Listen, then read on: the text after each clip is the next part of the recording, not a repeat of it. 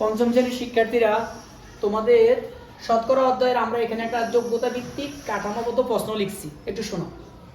একজন বিক্রেতা একটি খাতা 20 টাকায় ক্রয় করে 25 টাকায় বিক্রয় করে। কথাটা খেয়াল করো।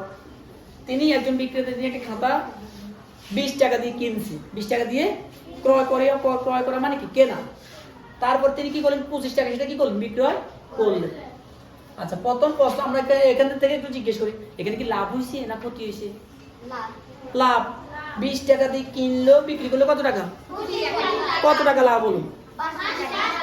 চমৎকার, এই যে তোমাদের হয়ে গেছে। আচ্ছা, এখন আমাদেরকে যদি বলতো লাভ কত বললো, আমরা ঠিক এইভাবে কাজটা করে দিতাম 5 টাকা। এবার আমাদেরকে এটা না বলে কি বলছে, ক নাম্বার, সে শতকরা কত টাকা লাভ করলো। শতকরা মানে কি 100, মানে 100 টাকায় কত টাকা লাভ করলো, 100 টাকায় আমরা সেটাই বের করবো। তো তার আগে আমরা এই কাজটা করে ফেলি। একটু দেখো তোমরা, এখানে ক্রয় লাভ সমান সমান, তখন আমরা আগে এই কাজ লাভ সমান সমান সূত্রটা কি বলো তো দেখি, তোমাদের মনে আছে?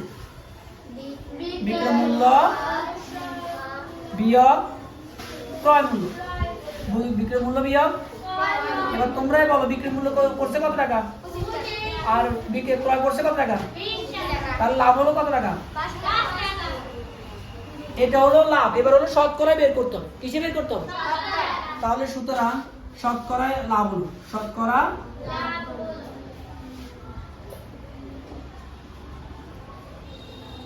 শতকরায় লাভের পরিমাণ। এখন আমরা এখানে একটা সূত্র লিখবো। কি লিখবো দেখো, আমাদের লাভ কত হয়েছে বলো। উপরে লিখবো লাভ, উপরে লিখবো আর নিচে লিখবো ক্রয় মূল্য, নিচে লিখবো গুণ 100, গুণ। খেয়াল করো কথাটা, আমরা এখন বড় আকার না লিখে ছোট্ট পরিসরে করতেছি একটা সূত্র প্রয়োগ করে। কি লিখছি? শতকরা লাভের পরিমাণ সূত্র লাভ ভাগ ক্রয় মূল্য, লাভ ভাগ গুণ 100। এবার আমরা এই কাজটা একটু করি। লাভ কত হয়েছে আমাদের, আমরা উপরে কিন্তু বের করছি। লাভ কত হইলো? 5 টাকা। ক্রয় মূল্য কত? ওই জিনিসটা ক্রয় মূল্য কত? 20 টাকা। 25 টাকা হলো বিক্রয় মূল্য, ক্রয় মূল্য হলো 20 টাকা, গুণ 100, গুণ 100। এবার ভাগ দাও তোমরা। 20 দিয়ে তুমি এই 100 কে ভাগ দাও না, 5 20 100, তাহলে 5 5 5 5 কত? 25 টাকা। তাহলে শতকরা লাভের পরিমাণ হলো 25%। উত্তরের ক্ষেত্রে লিখতে হবে, আমরা যখন লিখবো উত্তর লিখবো, আমরা উত্তর লিখবো কি লিখবো, আমাদের বলছে সে শতকরা করে, তাহলে সে শতকরা 25% লাভ করলো। আমরা লিখবো 25% লাভ, 25% সে শতকরা 25% লাভ করলো। ঠিক আছে। আচ্ছা, এরপর আমরা খ নাম্বারটা একটু ধরি। খ নাম্বারটা কি বলছে, 10% লাভে খাতার বিক্রয় মূল্য কত হবে। এবার বলছে ওই খাতাটাই 10% লাভ করবে, 10%। তাহলে আমরা খ নাম্বারটা একটু শুরু করি। খ নাম্বার কত পার্সেন্ট লাভ করছে বলছে, না এটা তো গেল কত, 10% লাভে। এখন আমরা 10% লাভে বিক্রয় মূল্য বের করব। আচ্ছা, তোমরা একটু বলো তো দেখি 10% লাভে বিক্রয় মূল্য কত হবে? হ্যাঁ, 10% লাভে বিক্রয় মূল্য 110 টাকা। কিভাবে? ওখানে ক্রয় মূল্য হলো 100, লাভ কত সমান সমান 110। এই 110 টাকা কি বিক্রয় মূল্য, 110 টাকা কি। এবার তো সহজ। তাহলে আমরা এখন কি বের করবো, কি মূল্য বের করতে বলছি? বিক্রয় মূল্য। ক্রয় মূল্য 100 টাকা হলে বিক্রয় মূল্য 110 টাকা। 1 টাকায় কত, আর আমাদের ওই জিনিসটা কত টাকাতে কিনছে, 20 টাকায় কত। ঠিক আছে। আচ্ছা, ক্রয় মূল্য 100 টাকা হলে,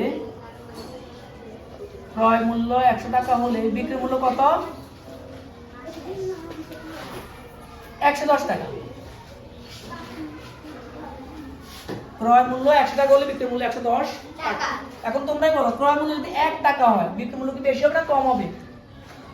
কোন একটা জিনিস যদি আমি 1 টাকা দিয়ে কিনি, তাহলে ওই লাইনে তুমি এই লাইনটা পরিমাণটা কম হবে না?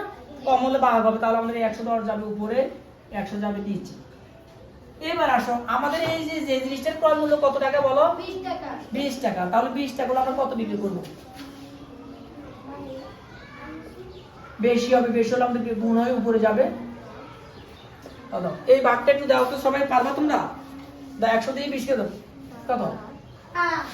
হ্যাঁ, 5 20 5 20 কত 100 না 5 20 100। আচ্ছা আচ্ছা আমরা তো নিয়েছি ভাই, আমরা উপরে লিখছি, ঠিক আছে 5 20 100। এবার 5 দিয়ে আমরা উপরে ভাগ দিব, দাও 5 দিয়ে কাটো, 5 দুগুণে 10, 1 থাকে 10, আবারও 5 দুগুণে 10, তাহলে কত পেলাম বলো? 22 টাকা। কত পেলাম? এখন আমাদেরকে কি কি কি মূল্য বের করতে বলছে? আমরা কি মূল্য বের করছি? বিক্রয় মূল্য। কত টাকা?